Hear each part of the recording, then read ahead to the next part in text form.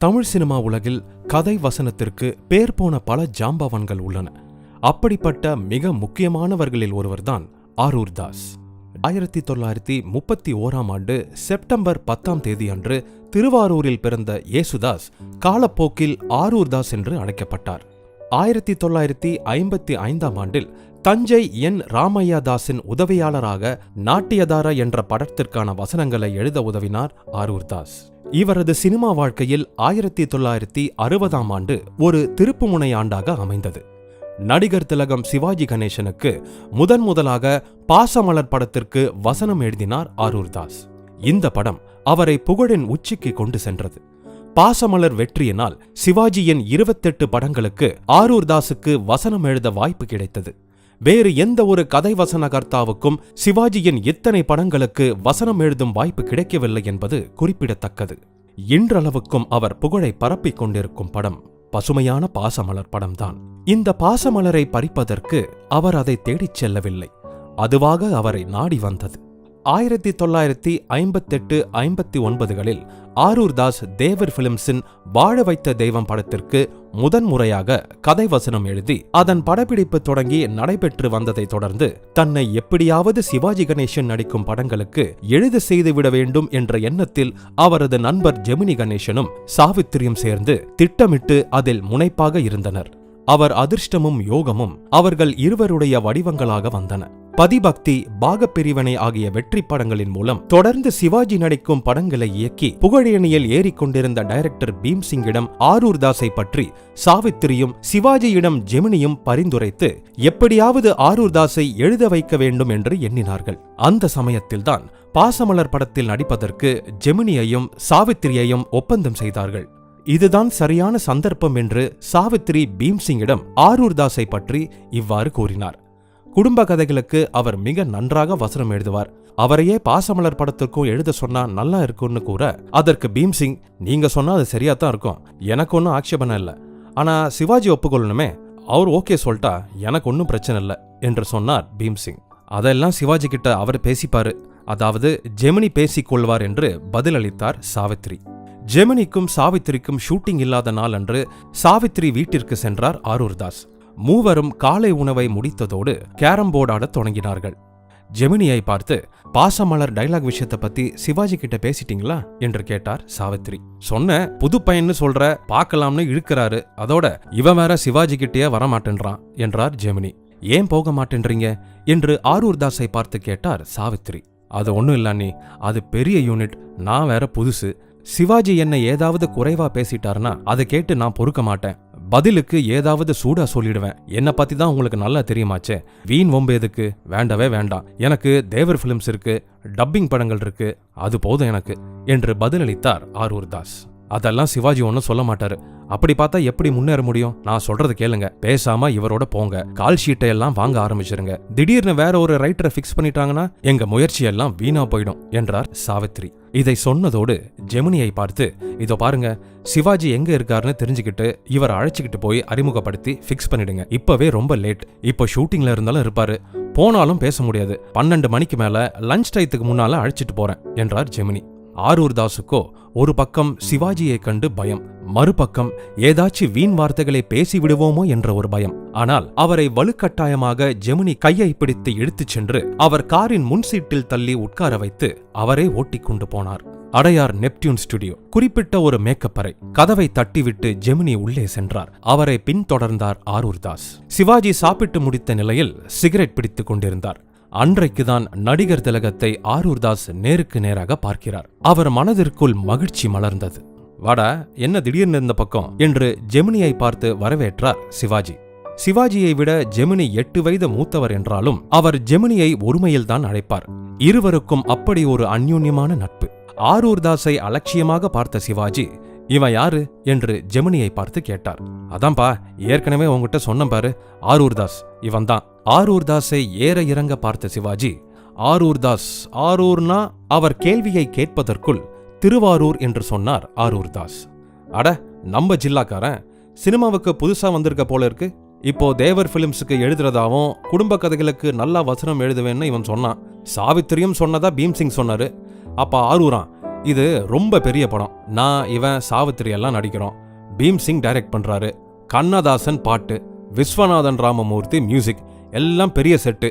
நீ சின்ன பையன், தாங்குவியா என்றார் சிவாஜி. தாங்குவியா என்ற வார்த்தையை கேட்டதும் அவர் பிடித்துக் கொண்டிருந்த சிகரெட்டால் அவரை சுட்டது போல உணர்ந்த ஆரூர் தாஸ் பதிலுக்கு சிவாஜியை பார்த்து அவர் மிரண்டு போகும் அளவுக்கு பதிலளித்தார். சிவாஜியை பார்த்து, அண்ணே, மடல் பெரிது தாழை, மகிழ் இனிது கந்தம், உடல் சிறியார் என்றிருக்க வேண்டாம், கடல் பெரிது மண்ணீருமாக, அதன் அருகே சிற்றூற்றல் உண்ணீரும் ஆகிவிடும் என்று சொன்னார். ஆரூர் தாஸை பார்த்த சிவாஜி, இதுக்கு என்னப்பா அர்த்தம் என்று கேட்டார். மடல் பெரிது தாழை, தாழம்பூவோட மடல் பெருசா இருக்கும். பெண்கள் ஜடையோட சேர்த்து வச்சு பின்னுவாங்க. அடுத்த நாளே அது வாடி வதங்கி போயிடும், எடுத்து எரிஞ்சிருவாங்க. மகிழ் இனிது கந்தம், மகிழம்பூ பாக்கிறதுக்கு சின்னதா இருக்கும். பெண்கள் ஊசி நூல்ல கோர்த்து தலையில வச்சுப்பாங்க, சாமி படத்துக்கும் போடுவாங்க. அது வாடி போனாலும் வாசனை போகாது. கடல் பாக்கிறதுக்கு பெருசா இருக்கும், ஆனா உப்பு தண்ணி, அதை குடிக்க முடியாது.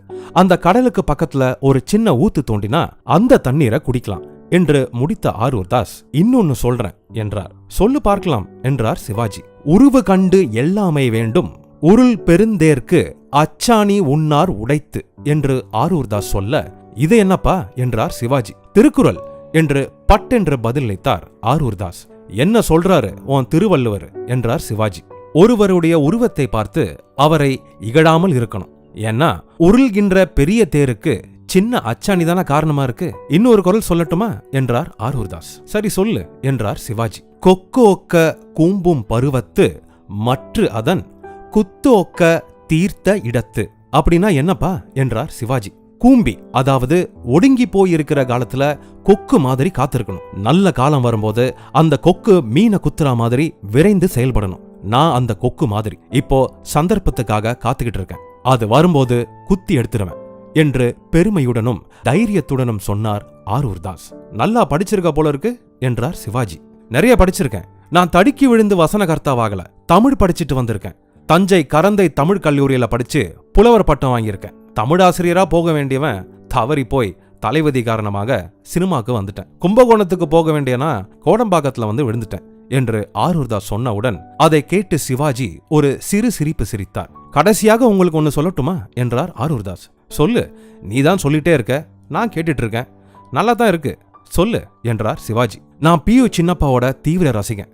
சின்ன வயசுல மாணவ பருவத்துல அவரோட நடிப்பையும் வசன உச்சரிப்பினாலும் என் மனசை பறி கொடுத்தவன். சின்னப்பா செந்தமிழ் நாடக மன்றம் என்ற பேர்ல என் நண்பர்களை சேர்த்து நாடகமும் நடத்தியிருக்கேன். அவர் நடிச்ச கண்ணகி படத்தை அவருடைய நடிப்புக்காகவும் இளங்கோவனுடைய அழகான வசனத்துக்காகவும் பல தடவை பார்த்து பார்த்து ரசிச்சிருக்கேன். அந்த படத்துல இருக்கிற 22 பாட்டுகளும் மொத்த வசனமும் எனக்கு மனப்பாடம். இப்போ கேட்டாலும் சொல்லுவேன். இன்னைக்கு அது போல அழகா வசனம் பேசுறது நீங்க மட்டும்தான். உங்க வசன உச்சரிப்பு எனக்கு ரொம்ப பிடிக்கும். முனை முறியாம கடைசி எழுத்து தேஞ்சி கீழே விழாம தெளிவா பேசுறீங்க. நீங்க சொன்ன மாதிரி இது பெரிய செட்டுன்னு எனக்கு முந்தையே தெரியும். அந்த பயம் எனக்கு இல்ல. உங்களுக்கு எழுத ஒரு சந்தர்ப்பம் கிடைச்சா ஒரு அடி அடிச்சு காட்டுவேன், இது உறுதி. பரவாயில்ல, சந்தர்ப்பம் வரும்போது காத்திருக்கேன். இப்போ உங்களை சந்திச்சதுல ரொம்ப சந்தோஷம். நான் போயிட்டு வரேன் என்று சொல்லி முடித்து அடியெடுத்து வைத்து நகர இருந்த ஆரூர் தாஸை தடுத்தபடி சிவாஜி அவர் கையை பிடித்து கொண்டார். மிகவும் உணர்ச்சி வசப்பட்டு சிவாஜி டென்ஷன் ஆகிவிட சிகரெட்டை ட்ரேயில் திணித்துவிட்டு ஜெமினியை பார்த்து இவ்வாறு கூறினார். கணேசா, இவன் என்னடா என்னென்னமோ சொல்றான். இவன் சொல்ல சொல்ல எனக்கு பழைய ஞாபகம் வந்துருச்சு. அன்னைக்கு பராசக்தி படத்துல இருந்து என்ன தூக்கிட்டு எனக்கு பதிலாக KR ராமசாமியை வச்சு நான் நடிச்சிருந்த சீன்களை எல்லாம் மறுபடியும் ஷூட் பண்ண முயற்சி நடக்கிறதா கேள்விப்பட்டு நான் கண்ணீர் விட்டேன்டா. இந்த சந்தர்ப்பத்தை விட்டா இனி வாழ்நாள் முழுவதும் நாடக நடிகனாகவே இருந்து சாக வேண்டியதுதான். நடக்கிறது நடக்கட்டும், என்ன ஆனாலும் சரி, ஒரு அடி அடிச்சு காட்டணும்னு மனசுக்குள்ள அன்னைக்கு முடிவு பண்ண. அன்னைக்கு எனக்கு ஒரு வெறி வந்துச்சு. அந்த வெறிய இப்போ இவங்கிட்ட பாக்குறேன். இவன் ஒரு பாசமலர் இல்ல, 10 பாசமலர் எழுதுவான். அந்த அளவுக்கு இவங்கிட்ட சரக்கு இருக்கு. இவனை நான் நல்லா புரிஞ்சுக்கிட்டேன். நீ இவனை பத்தி சொன்னது ரொம்ப சரிதான், பின்னிடுவான். நீ இப்பவே இவனை சிவாஜி பிலிம்ஸ்க்கு அழைச்சிட்டு போய் தம்பி சண்முகத்துக்கிட்ட அறிமுகம் பண்ணி வச்சிரு. அட்வான்ஸும் வாங்கி கொடுத்துரு. அதுக்குள்ள நான் சண்முகத்துக்கு ஃபோன் பண்ணி விஷயத்த சொல்லிடுறேன். டைரக்டர்கிட்டையும் சொல்லிடுறேன். அப்புறம் ராஜமணி பிக்சர்ஸ் மோகன் சந்தான அண்ணங்கிட்ட நீ சொல்லிடு என்றார் சிவாஜி. இதை கேட்டு கண் கலங்கிய ஆரூர் தாஸ் நன்றி என்று சிவாஜியை பார்த்து கரம் கூப்பினார். இப்ப நீ சொன்ன பாரு, அடிச்சு காட்டுவேன்னு. அடிச்செல்லாம் காட்ட வேணாம், எழுதி காட்டு, அது போதும். ஆல் தி பெஸ்ட் என்று கை குலுக்கினார் சிவாஜி. உடனடியாக ஆரூர் தாஸை சிவாஜி பிலிம்ஸ் அலுவலகத்திற்கு அழைத்துச் சென்றார் ஜெமினி. இருவரும் சிவாஜியின் சகோதரர் சண்முகத்தின் அறைக்குள் நுழைந்தார்கள். அப்போதுதான் சண்முகம் சிவாஜியுடன் பேசிவிட்டு போன் ரிசீவரை வைத்தார். ஜெமினியை பார்த்து, வாங்கண்ணே, இப்போதான் அண்ணன் சொன்னாரு, ரொம்ப சந்தோஷம் என்றார் சண்முகம். ஸ்ரீனிவாசன் என்று சிவாஜி பிலிம்ஸ் நிர்வாகியை அழைத்தார் சண்முகம். நீங்க திருவாரூரா என்று ஆரூர் தாஸை பார்த்து கேட்டார் சண்முகம். ஆமாம் என்று ஆரூர் தாஸ் சொல்ல ஒரு கவரை கொண்டு வந்து சண்முகத்திடம் நீட்டினார் ஸ்ரீனிவாசன். அதை வாங்கி ஆரூர் தாஸிடம் கொடுத்து, நல்லா எழுதுங்க, இது ரொம்ப பெரிய படம், ஆல் தி பெஸ்ட் என்றார் Shanmugam. With your wishes, thank you என்றார் ஆரூர் தாஸ். அங்கிருந்து ஜெமினியும் ஆரூர் தாஸும் புறப்பட்டார்கள். ஹபிபுல்லா ரோடில் இருந்த சாவித்திரியின் வீட்டிற்கு வந்தடைந்தார்கள். சாவித்ரி என்று சந்தோஷத்துடன் அழைத்தபடி ஜெமினி உள்ளே நுழைந்தார். சாவித்ரி சாப்பிடாமல் அவர்களை எதிர்பார்த்து டைனிங் டேபிள் அருகில் உட்கார்ந்திருந்தவர், என்ன ஓகேவா என்றார் பரபரப்புடன். டபுள் ஓகே, உன் கொழுந்த என்னென்னமோ சொல்லி சிவாஜியை அசத்திட்டான். சிவாஜி பிலிம்ஸுக்கு போய் சண்முகத்துக்கிட்ட அட்வான்ஸ் வாங்கிட்டு வந்துட்டோம் என்றார் ஜெமினி. அதை கேட்டு சாவித்ரி மலர்ந்த முகத்துடன், எனக்கு நல்லா தெரியுமே, ஏன் இவ்வளவு டைம் ஆச்சுன்னு நினைச்சேன், அப்பவே புரிஞ்சுக்கிட்டேன், கங்க்ராச்சுலேஷன்ஸ் என்று சொல்லி ஆரூர் தாஸின் கையை பிடித்து குலுக்கினார் சாவித்ரி. உடனே அந்த கையில் கவரை வைத்தார் ஆரூர் தாஸ். பிரித்து எண்ணினார் சாவித்ரி. அப்பொழுதுதான் அவரும் அதை பார்த்தார். 10 100 ரூபாய் நோட்டுகள் இருந்தன. அதை தன் கண்களில் ஒற்றிக்கொண்டு பக்கத்து அறைக்குள் சென்று தன் கைப்பையை எடுத்து வந்து அதிலிருந்து ஒரு 100 ரூபாய் நோட்டு, ஒரு 10 ரூபாய் நோட்டு, மேலும் 6 ரூபாய்கள், ஆக மொத்தம் 116 ரூபாய் எடுத்து கவரில் வைத்தார் சாவித்ரி. தமிழ் வழக்கப்படி 101, 501, 1001 என்று கொடுப்பது போல 116 முடிகிற மாதிரி கொடுப்பது தெலுங்கு சம்பிரதாயம். பாத்தீங்களா, இப்ப எங்க சென்டிமெண்ட் படி 1116 ரூபாய் ஆயிடுச்சு என்று சொல்லி அங்கு சுவரில் மாட்டப்பட்டிருந்த சாமி படத்தின் அடியில் வைத்து ஆரூர் தாஸிடம் கொடுத்தார் சாவித்ரி. விழிகளில் ஆனந்த கண்ணீர் பொங்கி வழிய அதை வாங்கி தன் கண்களில் ஒற்றிக்கொண்டார் ஆரூர் தாஸ். ஏதேதோ பேச வேண்டும் என்று எண்ணினார். ஆனால் பேச இயலவில்லை. தடுமாறினார். சிவாஜியிடம் அசராமல் பேசியவருக்கு சொற்கள் ஏதும் வராமல் கல்லாகிவிட்டார். பாத்துக்கிட்டே இருங்க, இதிலிருந்து கபகபன்னு மேல வந்துருவீங்க, எங்களை விட பிஸி ஆடுவீங்க. உங்க திறமை பூராவையும் இந்த ஒரே படத்தில் காட்டி சிவாஜியை பிடிச்சிடணும். இந்த படத்தோட 100வது நாள் அன்னைக்கு இதே 1116 ரூபாய் நான் உங்களுக்கு ஏன் அன்பளிப்பாக கொடுப்பேன், இது ப்ராமிஸ் என்று ஆரூர் தாஸன் கையில் அடித்தார் சாவித்ரி. எனக்கு தெரியும், அவன் நிச்சயம் உன்கிட்ட இருந்து அந்த பணத்தை வாங்க தான் போறான் என்றார் ஜெமினி. ஜெமினி சொன்னது பலித்தது. பாசமலர் 25 வாரம் ஓடி மகத்தான வெற்றி பெற்றது. சாவித்ரி சொன்னது போலவே ஆரூர் தாஸுக்கு 1116 ரூபாய் பரிசளித்து மகிழ்ந்தார் சாவித்ரி. பாசமலர் படத்துக்கு வசனம் எழுதும் போதே சிவாஜியின் வேறு படங்களுக்கும் வசனம் எழுத ஒப்பந்தமானார் ஆரூர் தாஸ்.